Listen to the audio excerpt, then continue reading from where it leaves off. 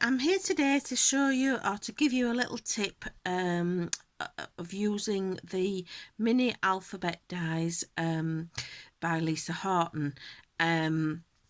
When Lisa first got these dies, she posted on our little Facebook group that she found it difficult getting the individual dies off the backing sheet, which is this is how they come when you order the dies.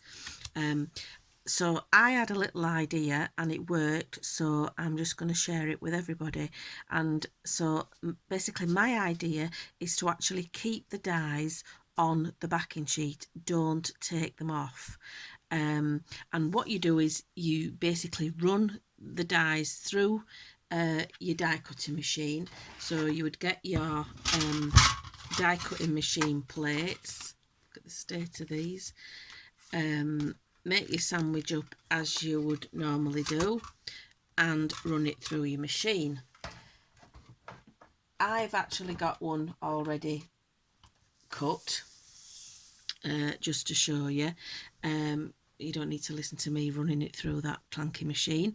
The dies all pop out. I have actually popped them out and popped the individual letters out just using a little pin.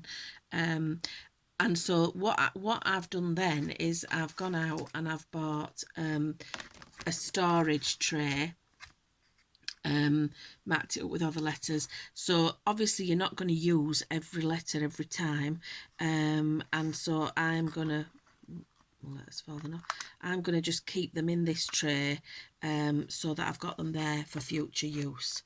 Another tip as well is, I mean, I've cut them in black this time, but if you cut them in white or cream, you can then use your markers to colour them so that they match your projects, rather than having to cut your letters out every time in, you know, every letter the colour of the rainbow.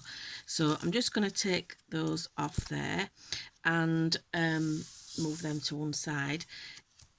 But as you see, you're also left with the waste from the die cut.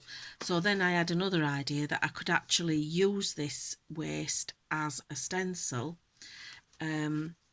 which I'll show you now. So if you put your card down and you put this over the top, you can then use your inks. I've got a couple here, and you can just gently ink through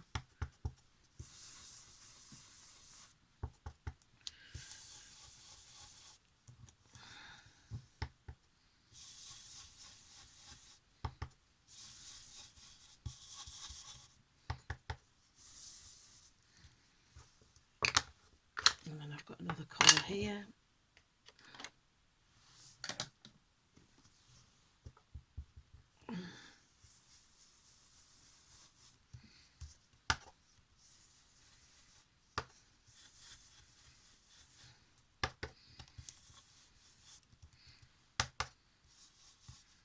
There you go, and you then have a nice little background. So I've made a little base card from the larger nested flag die that was also available from Lisa, and so I'll just stick this on. Obviously take a little bit more time about it, and then stick that onto your, and to make the card actually is so easy. Just cut out two of the flag dies and then on one of them just score along slightly in from the edge and stick them both together, and then you can see you get a card. So it makes quite a nice little background. So I thought we would let's see what we can spell. So we could put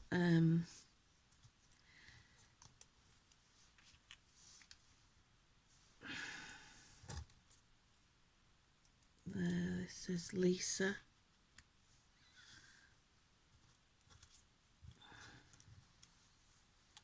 Which must be my name as well. I'm lucky to have the same name. And say 30. Obviously you can then embellish your card however you want, adding flowers from Lisa's range. The new 4-point flowers look brilliant. Adding twine, ribbon, whatever you want. But that's just my top tip for today. Thank you.